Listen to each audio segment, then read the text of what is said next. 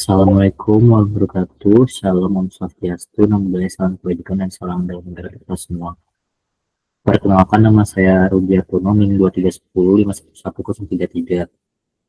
Di kesempatan kali ini saya akan memaparkan hasil ringkasan saya perihal Cyber Security, Body of Knowledge, Network Security.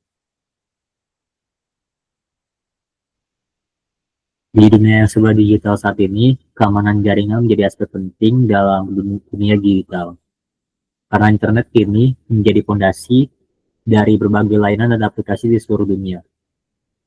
Namun, koneksi internet juga membuka celah besar terhadap berbagai jenis serangan cyber. Banyak protokol jaringan yang didesain tanpa mempertimbangkan aspek keamanan atau memiliki kelemahan desain yang kini menjadi ancaman serius. Dan di saat ini kita juga memiliki ketergantungan terhadap jaringan komputer. Tentunya penting untuk kita memahami tantangan keamanan jaringan, protokol yang digunakan, serta pendekatan yang bisa digunakan untuk menghadapinya. Oke, berikutnya yaitu internet arsitektur atau arsitektur internet. Biasanya dipahami sebagai bentuk model lapisan seperti model 7 lapis OSI atau model TCP/IP. Pendekatan ini membantu menjelaskan bagaimana data ditransmisikan dan bagaimana setiap lapisan bertanggung jawab terhadap fungsi tertentu. Dan bisa dilihat di sebelah kiri kita, ada model TCP/IP terdiri dari 5 lapisan utama. Yang pertama itu ada lapisan fisikal, terus ada data link, ada network, ada transport, dan lapisan terakhir itu application. Sebenarnya itu merupakan lapisan ketujuh, yang dimana itu lapisan 5 dan 6-nya itu merupakan lapisan session, dan lapisan layer 6 itu lapisan presentation. Dan di sini bersifatnya opsional dan seringkali digabung dalam fungsi application layer. Oke, selanjutnya ada network protocols dan vulnerabilities. Jadi dalam dunia keamanan jaringan, berbagai model itu digunakan untuk menganalisis ancaman. Salah satunya adalah model Dolev-Yao. Apa itu model Dolev-Yao? Jadi model Dolev-Yao ini adalah model ancaman atau threat model yang digunakan dalam keamanan jaringan dan kriptografi untuk mensimulasikan musuh terkuat dalam suatu sistem komunikasi. Jadi inti dari model ini tuh mengasumsikan bahwasannya penyerang atau attacker memiliki kendali penuh atas jaringan. Artinya dia bisa mendengar atau IP drop, terus bisa memblokir, bisa menyamar sebagai pihak asing, pihak lain. Jadi untuk tujuan dari model Dolev-Yao sendiri itu digunakan untuk menguji protokol keamanan, apakah protokol masih aman meskipun musuh bisa menghentikan seluruh jaringan. Kemudian ada memastikan sistem mampu menjaga kerahasiaan, integritas, dan autentikasi meski dalam kondisi terburuk. Di sini juga ada jenis-jenis serangan umum seperti eavesdropping. Eavesdropping ini merupakan penyadapan lalu lintas. Jadi serangan ini terjadi ketika penyerang mengintip atau merekam komunikasi data antara dua pihak tanpa izin. Tujuannya adalah mencuri informasi sensitif seperti password, pesan rahasia, atau data keuangan. Kemudian ada man in the middle. Man in the middle ini merupakan penyerang itu menyisipkan diri di tengah komunikasi dua pihak dan bertindak seolah-olah sebagai pengirim bagi penerima. Dan sebaliknya, dengan cara ini penyerang bisa membaca, mengubah, atau memalsukan pesan tanpa diketahui kedua pihak. Dan yang ketiga itu ada denial of service atau DDoS. Jadi untuk DDoS ini penyerang membanjiri server atau jaringan dengan lalu lintas berlebihan hingga layanan menjadi lambat atau tidak dapat diakses sama sekali. Dan yang terakhir itu ada IP spoofing. IP spoofing ini merupakan penyerang memasukkan alamat IP sumber agar tidak tampak seperti berasal dari sistem terpercaya. Jadi ini digunakan untuk menghindari deteksi, menipu sistem keamanan, atau sebagai bagian dari serangan. Oke, berikutnya itu ada 5 elemen penting yang perlu kita perhatikan. Yang pertama itu ada confidentiality, kerahasiaan. Yang kedua itu ada authentication atau autentikasi. Yang ketiga itu ada integrity. Yang keempat itu ada non-repudiation. Dan yang terakhir itu ada availability atau ketersediaan layanan. Oke, selanjutnya ada application layer security. Jadi untuk lapisan aplikasi ini seringkali menjadi sasaran utama serangan karena menjadi titik interaksi pengguna. Keamanan di lapisan ini mencakup penggunaan enkripsi simetris seperti AES, hashing, atau SHE-3, serta tanda tangan digital berbasis kunci publik. Namun, penggunaan algoritma ini harus disesuaikan dengan kebutuhan. Apakah harus fokus pada kerahasiaan, integritas, atau autentikasi. Infrastruktur kunci publik atau PKI digunakan untuk mengelola kunci secara aman. Sementara alternatif seperti Web of Trust, contohnya PGP, memberi cara desentralisasi dalam verifikasi identitas.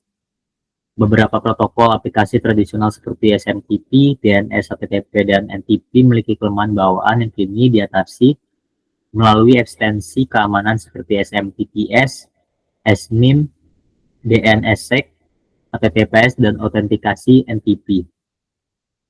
Dan di sini juga ada jenis algoritma yang digunakan pada aplikasi layer security.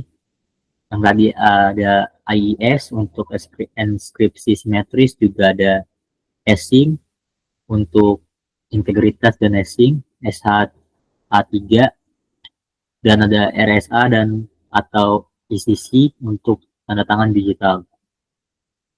Oke, di sini selanjutnya ada distribusi dan manajemen kunci. Di sini ada PKI, Public Key Infrastructure, digunakan untuk distribusi kunci secara aman dan terpercaya melalui sertifikat authority. Web of Trust seperti PGP memungkinkan verifikasi identitas antar pengguna tanpa otoritas pusat.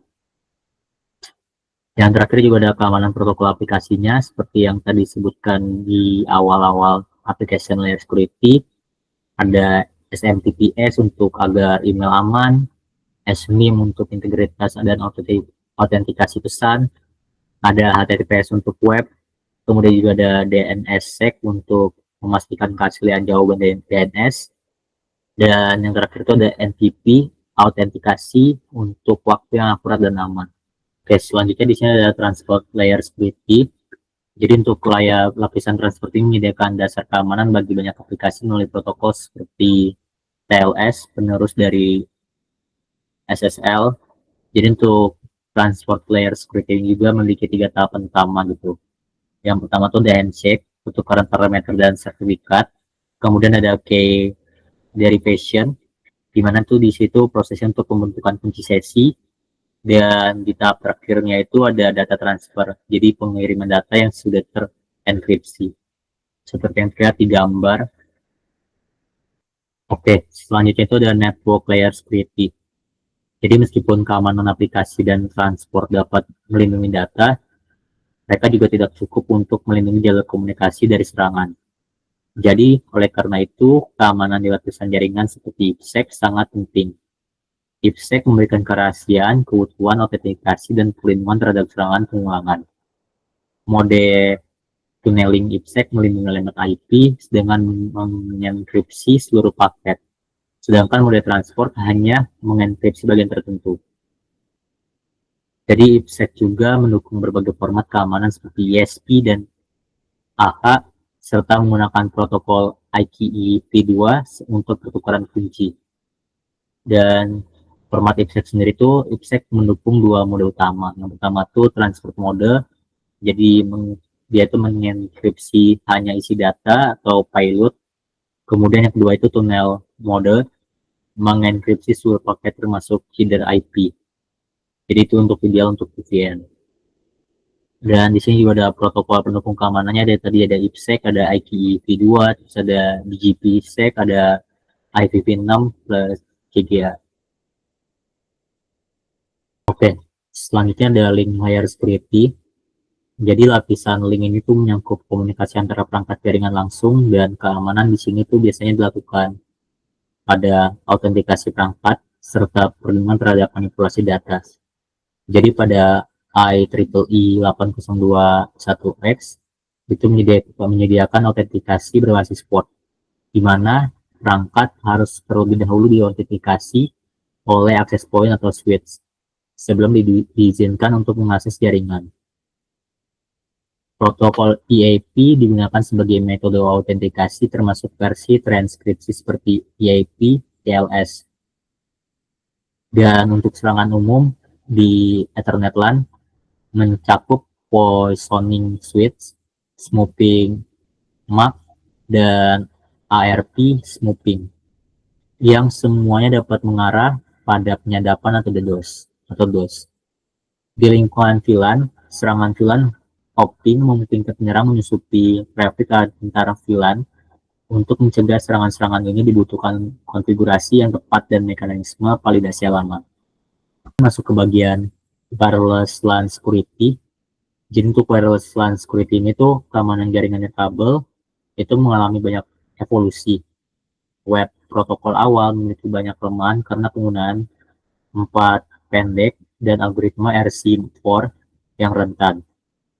WPA memperbaiki beberapa kelemahan dengan memperpanjang I4 dan menambahkan PKIP. WPA2 mengganti inskripsi dengan AES dan CCMP yang lebih kuat. WPA3 sebagai versi terbaru memperkenalkan metode pertukaran kunci baru atau SAE dan inskripsi yang lebih kuat hingga 192 bit untuk lingkungan enterprise. Dan untuk RSN sendiri, Robust Security Network adalah kerangka kerja keamanan komprehensif untuk jaringan Wi-Fi yang menggunakan 802.1x dan menghasilkan berbagai kunci enkripsi untuk menjamin keamanan data dan autentikasi. Oke, kita masuk ke bagian network defense tools. Jadi berbagai alat pertahanan jaringan itu digunakan untuk mencegah, mendeteksi, dan menanggapi serangan. Firewall dapat berupa stateless atau stateful untuk menyaring paket berdasarkan aturan tertentu. Jadi aplikasi gateway ini memungkinkan infeksi lalu lintas aplikasi, termasuk lalu lintas yang telah dienkripsi. Circuit level gateway seperti SOCKS berfungsi sebagai perantara koneksi TCP. Intrusion Detection System atau IDS memantau traffic jaringan dan mendeteksi anomali atau pola ancaman yang diketahui. IDS dapat berbasis tanda tangan atau signature atau anomali, serta bisa diterapkan di host HIDS atau jaringan NIDS. Intrusion Prevention System IPS melengkapi IDS dengan kemampuan menghentikan ancaman secara real-time, meskipun beresiko memblokir traffic set. Dan yang terakhir itu ada Advanced Network Security Topics, jadi topik keamanan jaringan tingkat lanjut. Ini tuh mencakup teknologi baru seperti Software Defined Networking atau SDN, atau Network Function Virtualization NFT. SDN itu memisahkan logika pengendali dari perangkat jaringan sehingga meningkatkan fleksibilitas dan keamanan. Dengan kontrol terpusat, SDN itu memungkinkan deteksi DDoS yang lebih cepat dan mitigasi dinamis.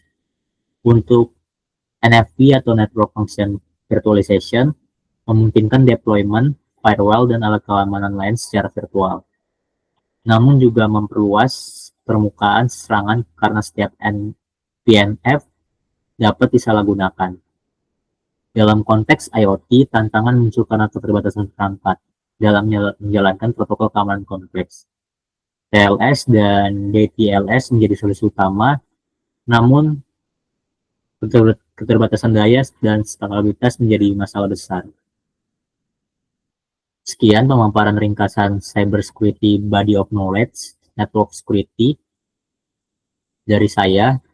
Wassalamualaikum warahmatullahi wabarakatuh.